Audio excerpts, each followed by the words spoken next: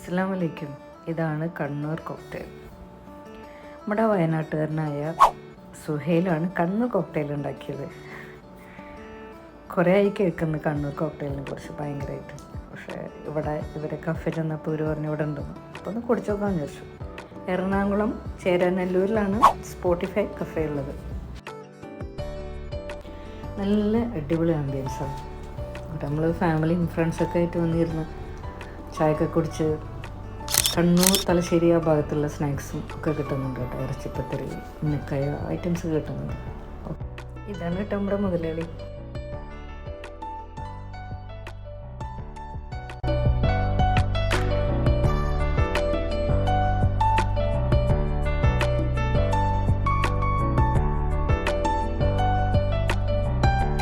അതേ രണ്ട് പേര് ഇവർ നമുക്കൊന്ന് പരിചയപ്പെട്ടാലോ.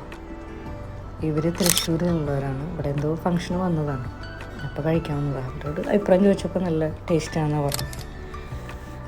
അപ്പം ശരി.